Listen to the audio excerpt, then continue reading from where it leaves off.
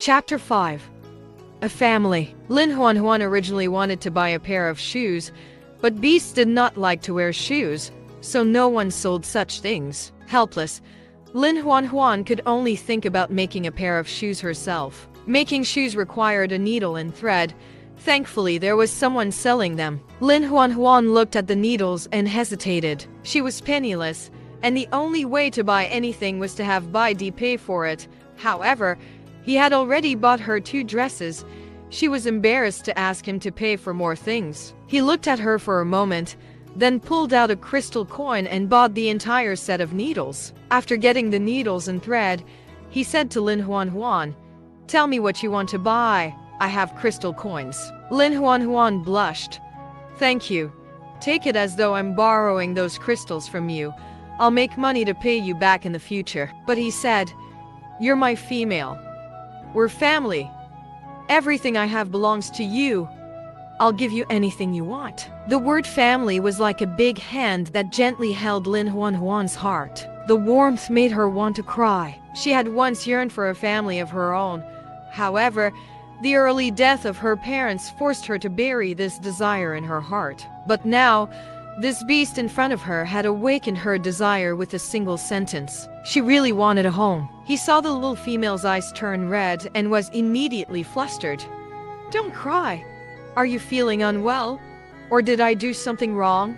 Tell me and I'll fix my behavior." He wanted to touch her, but he was worried as she was crying. All he could do was circle around her anxiously. Lin Nuannuan wiped her eyes and smiled embarrassedly.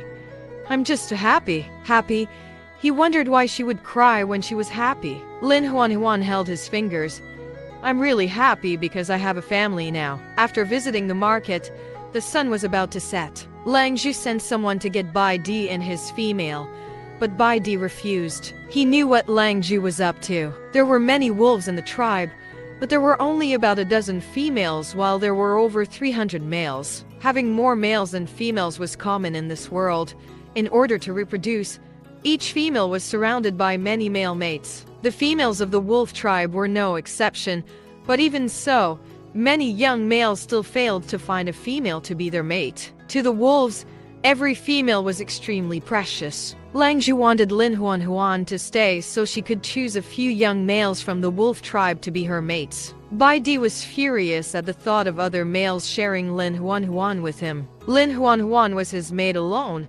He would never allow anyone to touch her. Bai Di carried Lin Nuannuan away from the foot of the mountain and found a cave nearby. He spread thick hay on the ground, then put Lin Nuannuan down on it. "I'm going hunting nearby. I'll be back soon. Stay here and wait for me. Don't go anywhere." "Okay." Bai Di deliberately used a large rock to block the entrance of the cave to prevent anyone from seeing Lin Nuannuan. Only then did he reluctantly leave. Lin Nuannuan opened the cloth bag and took out the kindling. She gathered some dry wood, stacked them, and carefully lit them. There was a fire. Lin Nuannuan felt the warmth that she had not felt in a long time, and a happy smile bloomed on her face. Using the light from the fire, she began to leaf through the book. The first few pages of the book briefly introduced the continent. 2 points were highlighted. The first point mentioned was the existence of soul beasts, while the other point was about females. Soul beasts were beings that evolved from ordinary beast people and were very powerful. As for females, they were even rarer than soul beasts.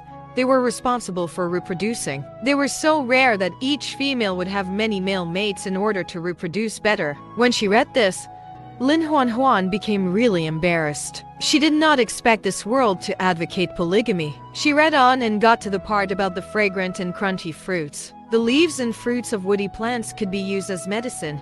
Consuming them could extinguish excessive heat in the body, while applying them externally can stop bleeding and reduce inflammation. Lin Nuannuan immediately opened the hide pouch that Lang Zhu had given her and grabbed 2 crunchy fruits from it. The dark red fruit was round. Upon taking a closer look, she could smell a faint sweet fragrance. With the little female in the cave on his mind, Bai Di finished off his prey as quickly as he could before hurrying back while dragging the carcass behind him. It was late at night, and the mountains were pitch black. The firelight coming from the cave was especially bright. As soon as he saw the fire, His expression changed. Fire in the cave. His little female was still in the cave. Bai Di quickly dropped his prey and raced into the cave. Lin Nuannuan, who was studying the crunchy fruits, looked up slowly and froze when she saw Bai Di's anxious expression. "What happened to you?" He rushed to her and pulled her to her feet. "Let's get out of here." Lin Nuannuan was confused. "Why? Did something happen?" "There's a fire. It's dangerous." Bai Di grabbed the animal hide and lunged for the fire. He had to put it out. Lin Nuannuan was shocked by his actions. She quickly took his arm. "Take it easy. I lit this fire." He stopped what he was doing and stared at her in astonishment. "You lit the fire? Did you know that fire is dangerous? Anything that touches it will be incinerated." "I know, but as long as I'm careful, I won't be burned." Lin Nuannuan tried to convince him. "I've been sitting by the fire for so long, but I wasn't burned. It's enough to prove that it's not as dangerous as you think. And I need the fire. It can provide me with warmth and cook food for me." He hesitated for a moment, then relented. The little female needed fire, and he didn't have the heart to refuse her. Bai Di dragged the prey he had dropped earlier into the cave. He carefully peeled the skin and set it aside, intending to wash it in the morning. His little female liked to collect hides. He was going to satisfy this hobby of hers. Bai Di cut the most tender piece of meat and shared it with Lin Nuannuan. He watched as Lin Nuannuan cut the meat into strips and skewered them on a branch before roasting them on the fire. The meat sizzled as it roasted. The grease dripped into the fire, sending up sparks. Bai Di watched, terrified that his little female would be burned. He was tense as he got ready to pounce and rescue her if needed. Lin Nuannuan handed him the roasted meat and looked at him encouragingly. "Try it." He hesitated a moment, then took the skewer and bit into it. It was hot but fragrant. It was much better than raw meat. Bai Di finished the skewer in big bites and praised her sincerely. "Delicious." Seeing that he liked it, Lin Nuannuan was very happy. Bai Di immediately cut the rest of the raw meat into pieces and set them over the fire to roast. He seemed to be very talented in cooking and immediately understood the technique of roasting meat. The meat he roasted was crispy on the outside and tender on the inside. It was crispy and delicious. Lin Nuannuan ate 4 skewers of barbecue and was full.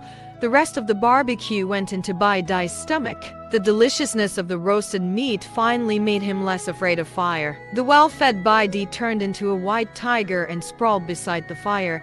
He would occasionally lick his wounds from time to time. The wounds his prey had given him earlier in the day were still on his forelimbs.